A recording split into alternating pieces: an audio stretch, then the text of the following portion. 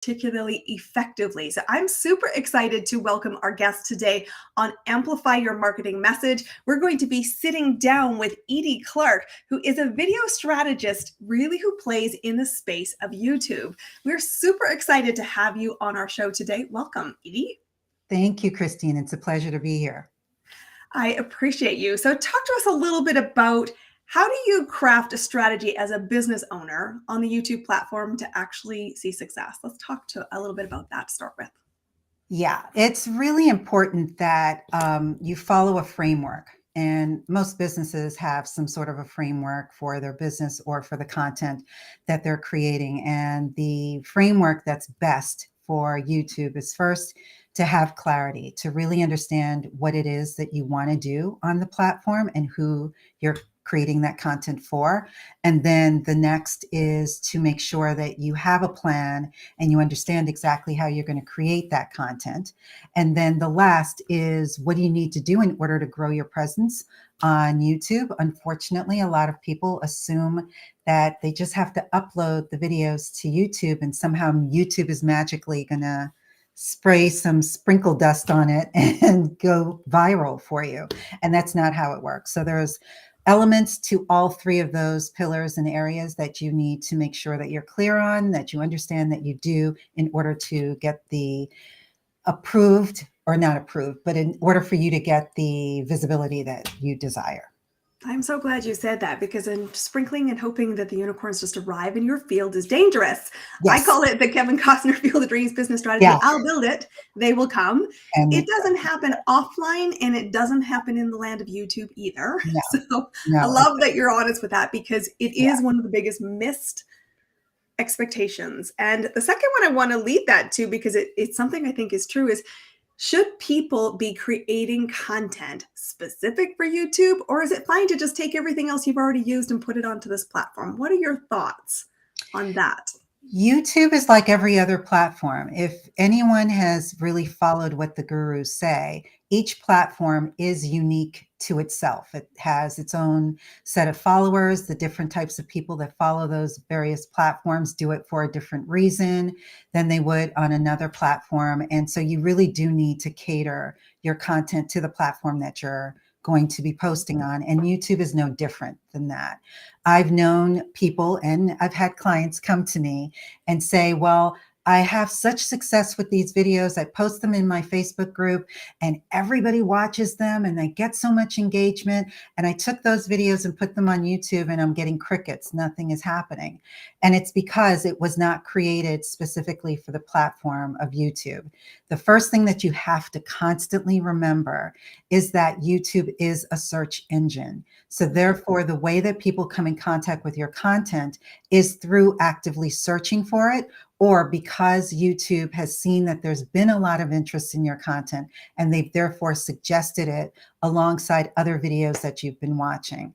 So if you're not careful about making sure that A, the content is actually what your audience wants to see and is actively going to be looking for it, and B, that it has the keywords that it needs to in the title and in particular on the thumbnail so that it can actually get found in search, then you're not going to have the success that you desire on YouTube.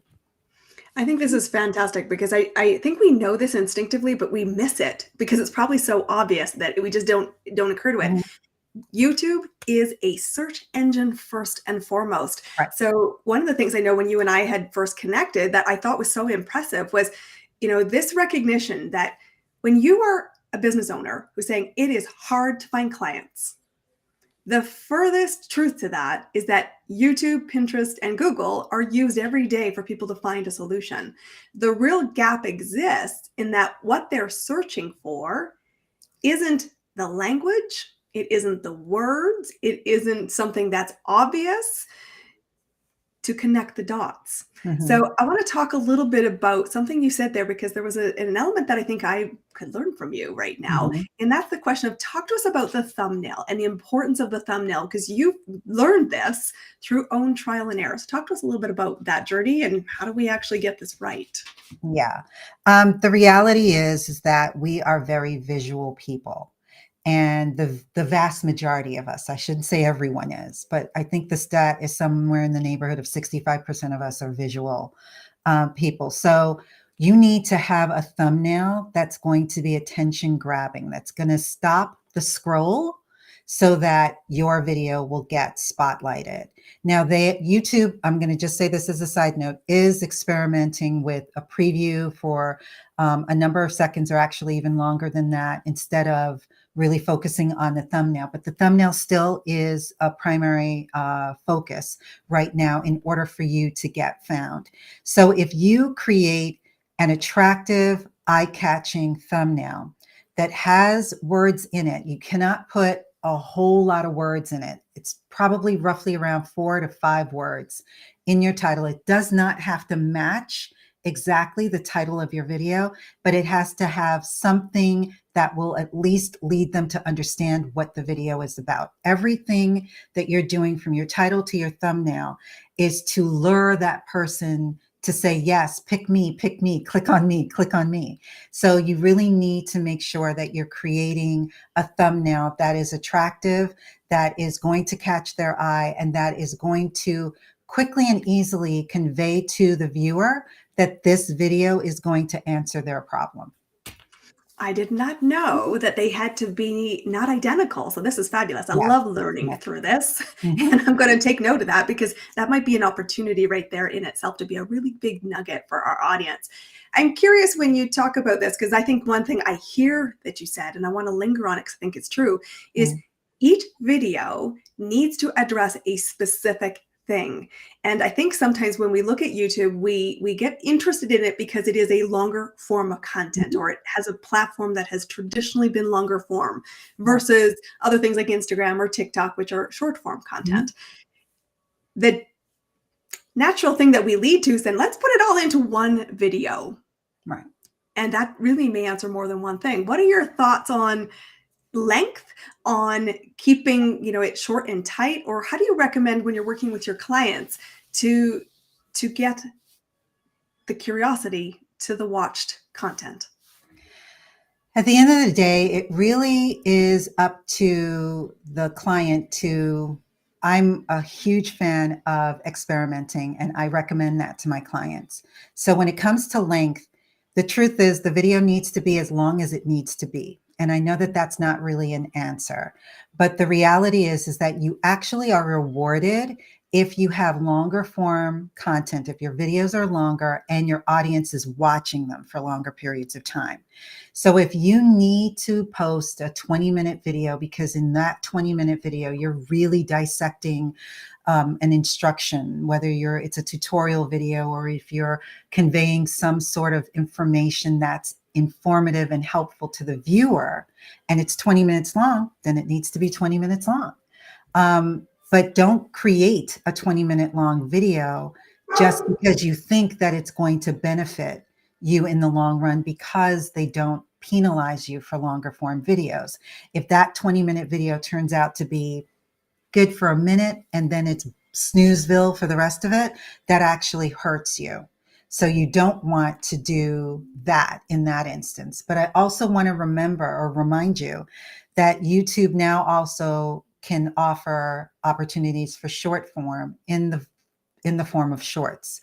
And those are videos that are vertical, and you can post them anywhere up to 60 seconds long. So if you just want to test the waters a bit with YouTube, and you just want to do and focus on,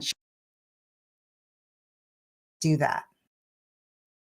Means focus on the short form and do shorts where you're able to do really quick 1-minute bites of information, or even shorter than that. They don't even have to be a minute long. They could be 15 seconds long. And I would, regardless, experiment with both the shorts, and I would also experiment with the longer form. But the key thing is to not focus on, oh, I have to make sure that this is X number of minutes long. That's not. Whatever the length is for the information that is crucial and important for your audience to know, is how long that video needs to be. I think that's fabulous, because I think we often think it has to be one thing. And what I'm hearing from you really clearly is solve the problem. And I think that the key thing is you need to create your audience Mhm. regardless of your platform.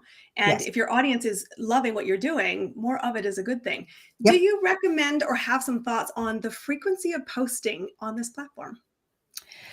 The recommended advice is once a week at least. For some people, that might be a daunting task. I would, again, experiment with trying to do that in the way that you can achieve that with it not taking up every moment of your day is to bulk or batch record. And therefore, you can get a month's worth of videos done maybe in full filming. You can certainly get that done in a day. And then if you have somebody to outsource your editing to, you can do that. Or if you're going to be the editor, however long it normally takes you to edit, just sort of put that in as well. So maybe it might take you maybe 3 or 4 days in order to edit 4 videos. And then you would have in 1 week, 1 month's worth of videos. And you could do that every 3 weeks. So if you want to try that, I've done that in the past, I think from 2019 through to 2021, the beginning of 2021, I consistently posted every single week. And I'll tell you this, your channel's going to grow. It's going to get a lot of views. But it is exhausting. That's a schedule that it's kind of tough Committed for to. some people. Yeah, it's kind of tough. But I will say this, I have switched now to roughly about a monthly schedule where I'm doing one a month. And the only thing that has changed is my subscribers have slowed. I've not gotten subscribers, but I'm not getting them as quickly or as often because I'm not putting out enough content. So at the end of the day, it's what is your goal? If your goal is to have an enormous channel, then the more you post, the better it's going to be for you. If your goal is you need to use this as an option for you to be able to attract clients that, or potential clients that would be interested in your services or interested in your products for that matter, then you need to really investigate how often is your audience interested in seeing and learning from you. Because there's two audiences that you have to think about. There's going to be the subscribers who are basically like, we're fans of Netflix and Hulu and those things. So obviously we're always checking to see if there's What's new? new content that's come out. Or is it people that are strictly coming in because they have a problem and they want to solve that problem? And I have content that I created years and years and years ago that people are still viewing and commenting on, which is another perk about YouTube. So you really need to have a clear understanding of who your audience is and what are their needs.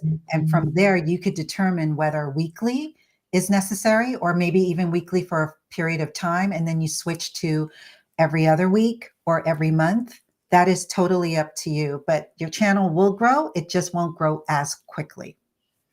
There was something you said that was really important in the last comment, and I think it's recognizing that people might view your content in any random order that you did not chart out.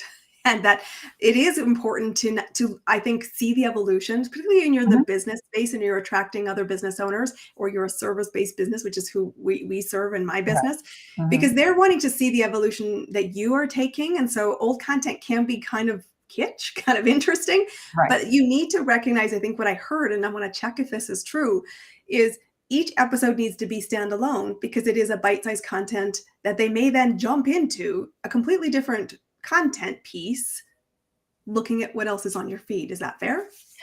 It's fair, but it doesn't necessarily, at the end of the day, again, it's all based on the individual YouTuber. So you can have some content that will be sequential, that will be a series, maybe a series of 3 or 4 videos where it should be watched in that order.